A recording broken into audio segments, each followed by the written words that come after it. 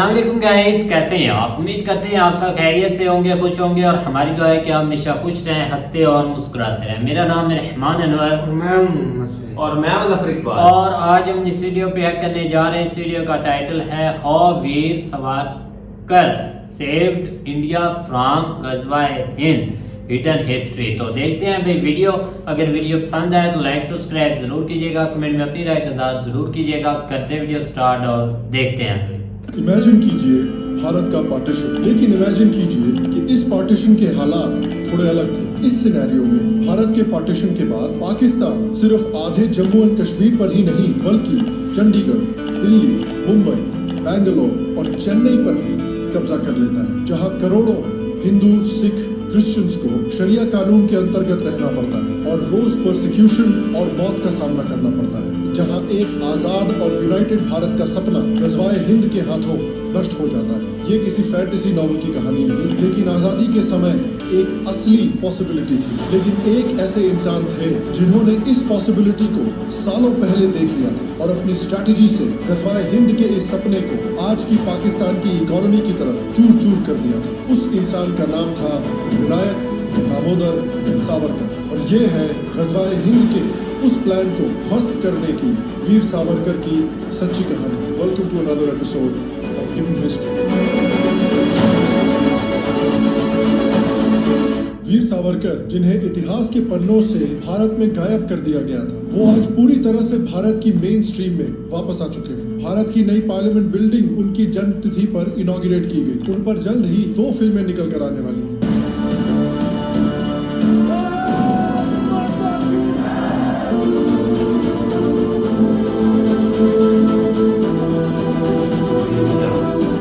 उनका नाम भारत के बड़े बड़े लैंडमार्क्स पर लग रहे हैं। आज शासन ने स्वातंत्र्य वीर सावरकर वांद्रे वर्सोवा के समुद्र सेतु का नामकरण करने का भी निर्णय लिया है। वीर सावरकर भारत की मेन स्ट्रीम यूनिवर्सिटी करिकुलम का भी हिस्सा बन रहे हैं।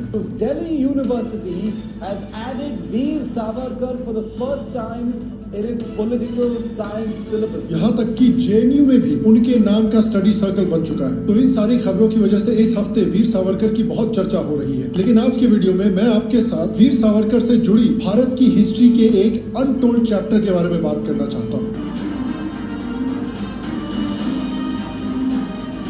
विनायक दामोदर सावरकर का जन्म 28 मई 1883 को नासिक के पास महाराष्ट्र में हुआ था। एक छोटी उम्र से ही वीर सावरकर का सपना था भारत को आजादी दिलाना और अंग्रेजी घुसपैठियों के खिलाफ लड़ना, ठीक उसी तरह जिस तरह अलेक्जेंडर के खिलाफ राजा पुरुषोत्तम लड़े थे, जैसे ग्रीक्स के खिलाफ चंद्रगुप्त मौर्य लड़े थे और जैसे इस्लामिक घुसपैठियों के खिलाफ राजपूत, सिख, अहोम, मराठा और भारत के कोने कोने से भारतीय लड़े थे। Veer Savarkar moderate freedom fighter जैसे गांधी और कांग्रेस पार्टी से काफी डिफरेंटली सोचते थे। वो गांधी जी की अहिंसा से बिल्कुल भी सहमत नहीं थे। गांधी जी बुरे नहीं थे, लेकिन अगर वो अपनी अहिंसावादी सोच पर अड़े नहीं रहते तो भारत 35 साल पहले ही आजाद हो जाता। जिस तरह अमेरिकन ने अंग्रेजों को हराकर उनसे आजादी ली थी, उनका मानना था कि इस तरह की जीत से इंडियंस में एक परमानेंट सेल्फ कॉन्फिडेंस आएगा और वीर सावरकर की इसी आइडियोलॉजी की वजह से भारत के कई रेवोल्यूशनरीज उनसे इंस्पायर हुए थे, जैसे भगत सिंह, मदन लाल ढींगरा, भीकाजी कामा, सुभाष चंद्र बोस और कई और।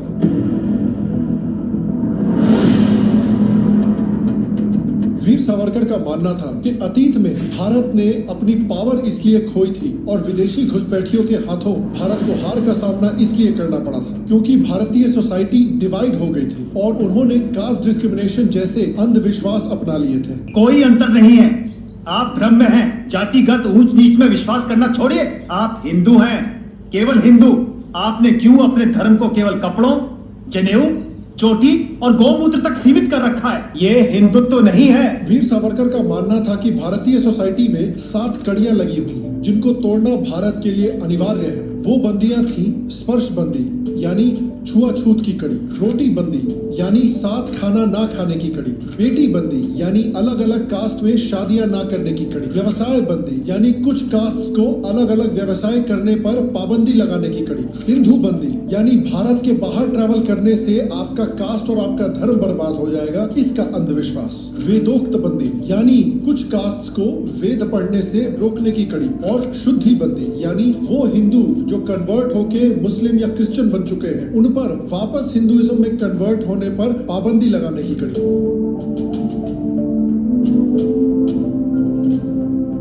वीर सावरकर का मानना था कि भारत एक अनब्रोकन एंशिएंट सिविलाइजेशन है और ये सिविलाइजेशन सभी भारतीयों के, चाहे उनका रिलीजन कुछ भी हो, उन सब की विरासत है। सावरकर यूरोपियन नेशनलिज्म, खासकर इटालियन नेशनलिज्म से बहुत इंस्पायर्ड थे। सावरकर जोसेफ मैज़ीनी जैसे इटालियन नेशनलिस्ट से बहुत इंस्पायर्ड थे। सावरकर भी चाहते थे कि जिस तरह से मैज़ीनी ने टूटे हुए इटली को एकजुट करके एक नेशन स्टेट बनाया था, उसी तरह वो भी भारत को एकजुट कर अंग्रेजों से मुक्ति दिलाकर एक यूनाइटेड नेशन स्टेट बनाए। सावरकर का ये भी मानना था कि भाई हिंदुओं और मुसलमानों के पूर्वजों ने जो भी गलत काम किए हैं, उसका ये मतलब नहीं कि आज के समय में उन गलतियों को सुधार के बेहतर रिलेशंस नहीं बनाए जा सकते। लेकिन ये कहने के बावजूद सावरकर कंफ्यूज नहीं थे, जिस तरह अनफॉर्चुनेटली भारत के कुछ सेक्युलर लीडर्स कंफ्यूज हुए थे। सावरकर का हमेशा ये मानना था कि हिंदूज और मुस्लिम्स के बीच में अच्छी रिलेशनशिप होने के लिए हिंदूज और मुस्लिम्स दोनों को एक दूसरे के कल्चर को रिस्पेक्ट करना पड़ेगा। एक तरफ पंडित नेहरू कहते थे कि भाई सिर्फ हिंदूज के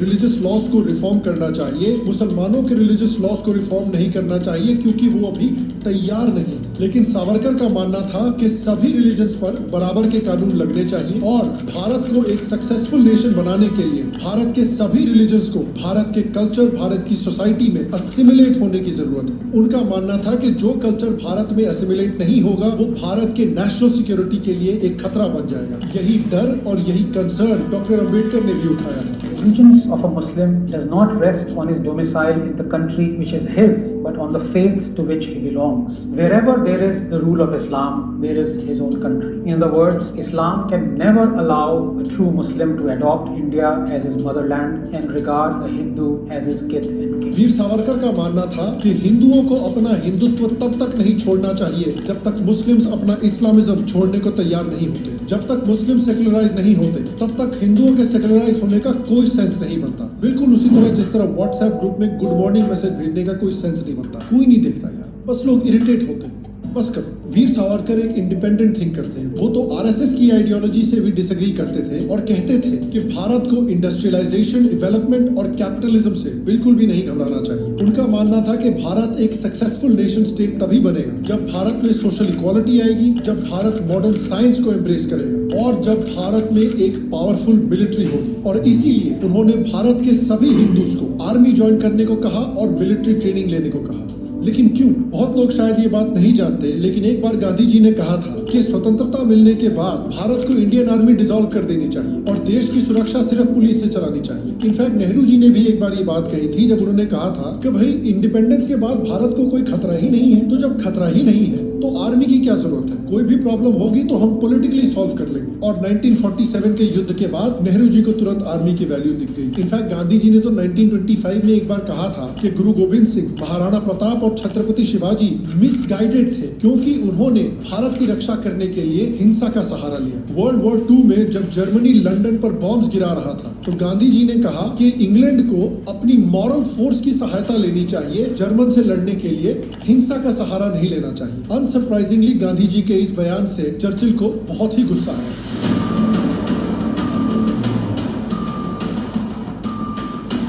सावरकर गांधी जी से थोड़ा डिफरेंट सोचते थे। वीर सावरकर का मानना था कि एक इफेक्टिव डेमोक्रेसी बिना एक स्ट्रॉन्ग मिलिट्री के सरवाइव ही नहीं कर सकती। उनका मानना था कि जंग अहिंसा से नहीं जीती जाती। वो मानते थे कि अंग्रेज अहिंसा को रिस्पेक्ट नहीं करते, लेकिन शक्ति, ताकत को जरूर करते हैं। अगर बात किसी की स्वतंत्रता की हो तो रावण का राज हो या ब्रिटिश राज, दहन तो होके रहेगा। वो समझते थे कि जो लोग भारत से नफरत करते हैं वो अक्सर हिंदुओं से भी नफरत करते हैं और इसलिए वो सभी हिंदुओं से गुहार लगाते थे कि वो मिलिट्री ट्रेनिंग ले, हिंदू धर्म के रक्षक बने और मलेच्छ दुश्मन का नाश करें। लेकिन वीर सावरकर ने हिंदुओं को मिलिट्री ज्वाइन करने को क्यों कहा और आजादी के बाद गजवाए हिंद को कैसे रोका, उसके लिए थोड़ा कॉन्टेक्स्ट जानना जरूरी है। अक्सर वीर सावरकर जी को एक देशद्रोही बोला जाता है क्योंकि उन्होंने वर्ल्ड वॉर 2 के समय पर भारत के सभी हिंदुओं को ब्रिटिश इंडियन आर्मी ज्वाइन करने को कहा था। मतलब he was a British agent. मैं बहुत क्लियरली कह रहा हूँ कि पूरी एक्टिविटी जैसी लगती है कि वो ब्रिटिश एजेंट की तरह काम करते हैं। मैं तो इसमें बहुत क्लियर हूँ, सावरकर जी ने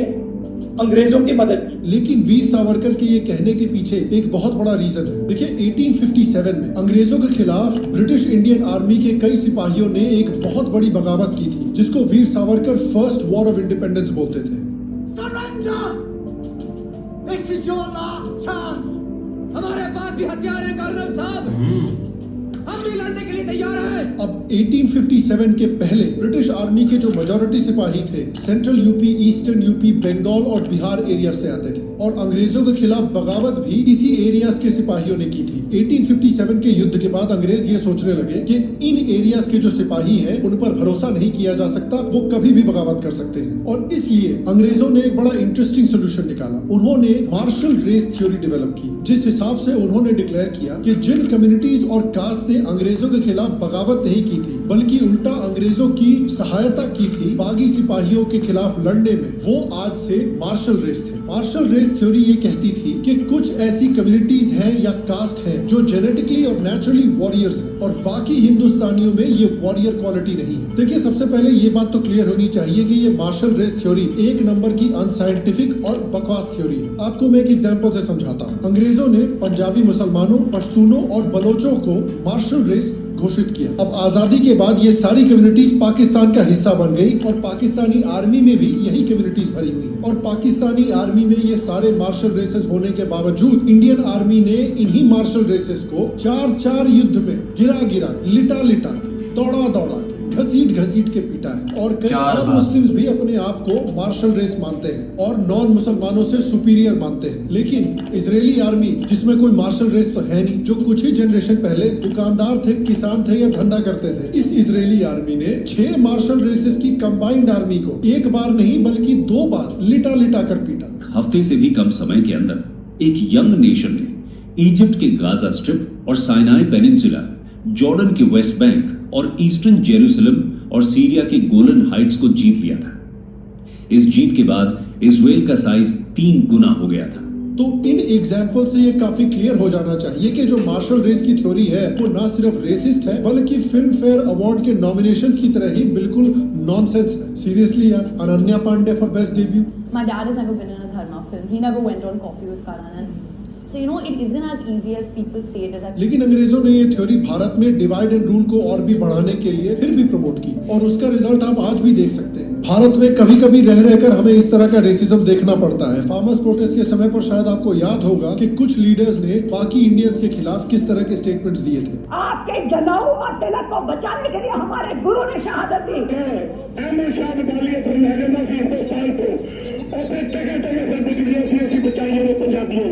हाँ भाई, आपने बचाया इंडियंस को। मराठा तो दिल्ली साकेत का मॉल देखने के लिए आए हुए थे ना। कुछ भी जिस सल्तनत ने हमारे छत्रपति शिवाजी महाराज को बारंबार अपमानित किया था, उसी लाल किले पर आज हमारा झंडा लहराने जा रहा था। देखिए, भारत की आजादी में सभी भारतीयों ने एक रोल प्ले किया है। किसी ने किसी को बचाया नहीं, हम सब ने मिलकर अपने देश को बचाया है। बाय द वे, ये जो मार्शल रेसेस की डिवाइड एंड रूल की स्ट्रेटेजी है ना, ये अंग्रेजों ने सिर्फ इंडिया में ही नहीं बल्कि आयरलैंड में भी इस्तेमाल की है। According to a study done by Adam Spivey, Irish और स्कॉटिश हाईलैंड रेजिमेंट्स के बीच में कुछ खास डिफरेंस नहीं था, लेकिन उसके बावजूद अंग्रेजों ने हाईलैंड रेजिमेंट्स को मार्शल रेस डिक्लेयर कर दिया और उन्होंने कहा कि आयरिश रेजिमेंट्स मार्शल रेस नहीं है क्योंकि वो कमजोर है, उन पर भरोसा नहीं किया जा सकता और वो एक नंबर के बेवड़े हैं। और ये एक्सक्यूज देके उन्होंने ब्रिटिश आर्मी में आयरिश लोगों का लेना भी कम किया और ये सिर्फ इसलिए किया गया क्योंकि 1860s में आयरिश नेशनलिस्ट ने भारतीय सिपाहियों की तरह ही अंग्रेजों के खिलाफ बगावत की थी। और उसके बाद जिस तरह से अंग्रेजों ने यूपी, बिहार और बंगाल के सिपाहियों के खिलाफ प्रोपेगेंडा शुरू किया, उसी तरह का प्रोपेगेंडा उन्होंने आयरिश सिपाहियों के खिलाफ भी शुरू किया। और इस मार्शल रेस थ्योरी की वजह से बंगाल, बिहार और उत्तर प्रदेश के सिपाहियों को लेना कम किया गया और सिख, पंजाबी, मुस्लिम, पश्तून और बलोचों को लेना शुरू किया गया। इस पॉलिसी की वजह से इंडियन आर्मी में मुस्लिम्स की पॉपुलेशन बहुत बढ़ गई और हिंदुओं की पॉपुलेशन काफी कम हो गई। मुस्लिम लीडर्स ने भी इस मौके पर चौका मारकर ज्यादा से ज्यादा मुस्लिम्स को ब्रिटिश इंडियन आर्मी ज्वाइन करने को कहा। ब्रिटिश इंडियन आर्मी में मुसलमानों की संख्या 50% से भी ज्यादा थी। इनफैक्ट काला पानी में जब वीर सावरकर को बंद किया गया था तो जो जेलर्स और सिपाही उनको टॉर्चर करते थे वो भी पश्तून और बलोच थे, और सावरकर ने खुद अपनी आंखों से देखा कि किस तरह की एंटी हिंदू नफरत इन मुस्लिम सिपाहियों में थी। उसके ऊपर से वीर सावरकर ने ये भी नोटिस किया था कि कई बड़े मुस्लिम लीडर्स को भारतीय भाईचारे से ज्यादा इस्लामिक भाईचारे में इंटरेस्ट था।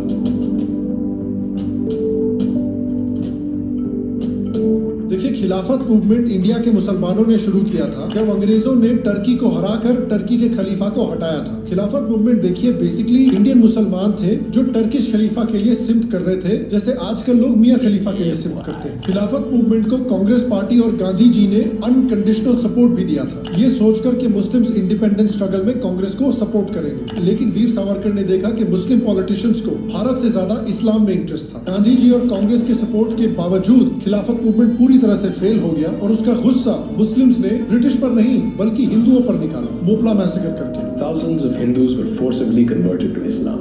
Those Hindus who did not accept Islam were murdered.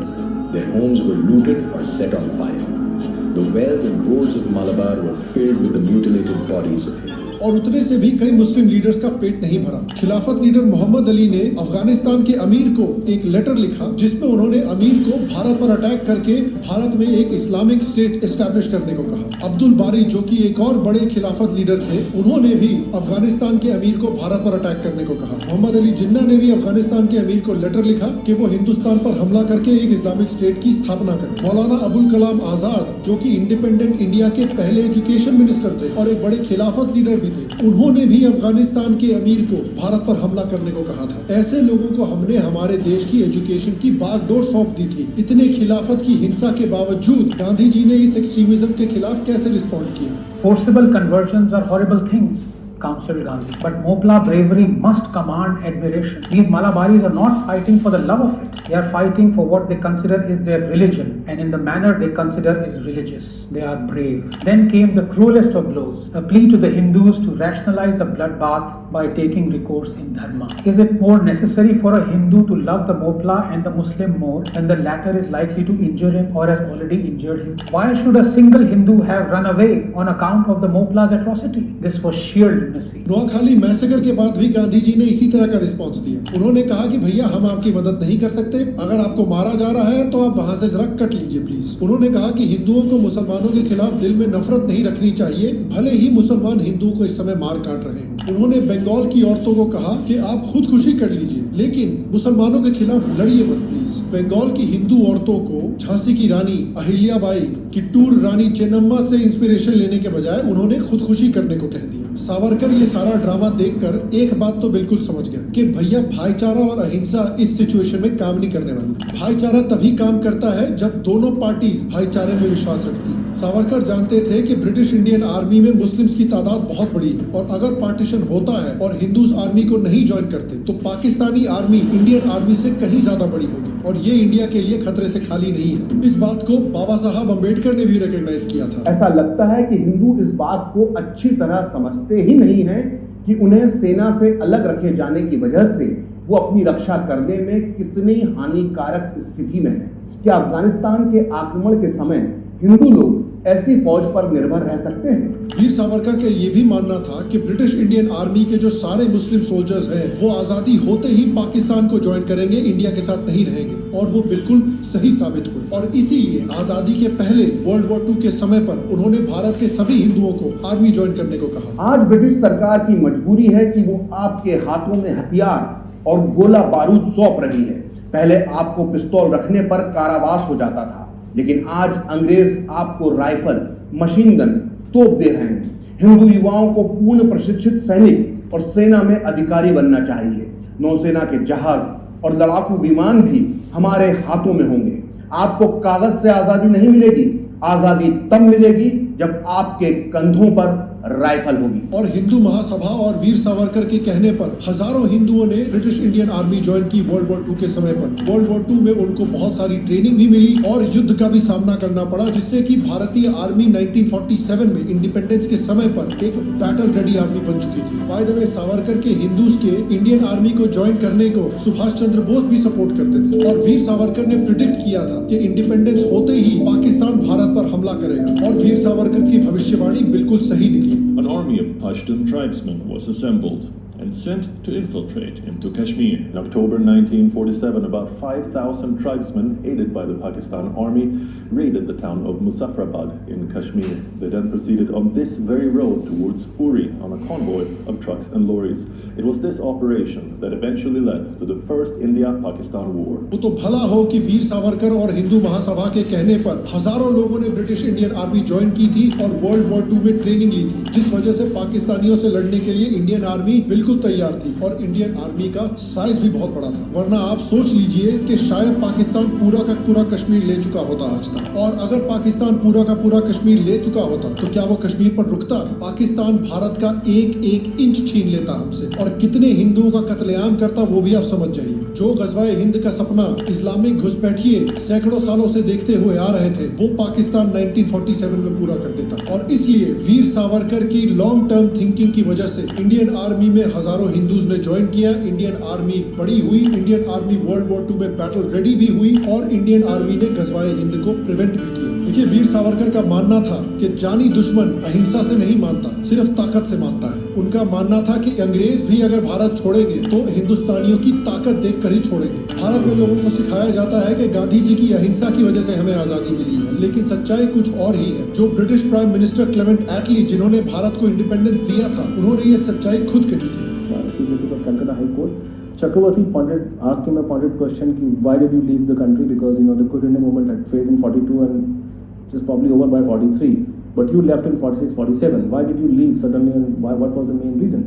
This gentleman who was the reason, who was the person who took the decision to free India, he made it very clear that it was because of Subhash Bose, and because of Subhash Bose there was a near revolt in the armed forces, and that's why they left this country. एटली ने यह भी कहा था कि Congress party और गांधी जी के सत्याग्रह का भारत की इंडिपेंडेंस के ऊपर मिनिमल इन्फ्लुएंस था, और जो वीर सावरकर ने सजेस्ट किया था वो कुछ नया भी नहीं था। इंडियन हिस्ट्री में हमने ये बहुत सारे एग्जांपल्स देखे हैं कि हिंदुओं ने अपने देश की आन बान शान को घुसपैठियों से डिफेंड करने के लिए कई बार शस्त्र उठाए हैं, चाहे हमारे सिख गुरु हो, चाहे राजपूत हो, अहोम हो, रेड्डी हो, मराठा हो, जाट हो, डोगरा हो, ऐसे सैकड़ों एग्जांपल्स हैं पूरे भारत में। और आज के भारत को भी वीर सावरकर से और हमारे योद्धाओं से ये सबक सीखना चाहिए। चाइना और पाकिस्तान जैसे हमारे जानी दुश्मन अपीसमेंट नहीं समझते, सिर्फ ताकत समझते हैं। चाइना को अपीस करके हमें मिला क्या? डोकलाम पर अटैक। अमेरिका पर एक बार ट्विन टावर का अटैक हुआ, उसके बाद 10 साल तक अमेरिका ओसामा बिन लादेन को हंट करता रहा और पाकिस्तान में घुसकर ओसामा बिन लादेन को मारा। The United States has conducted an operation that killed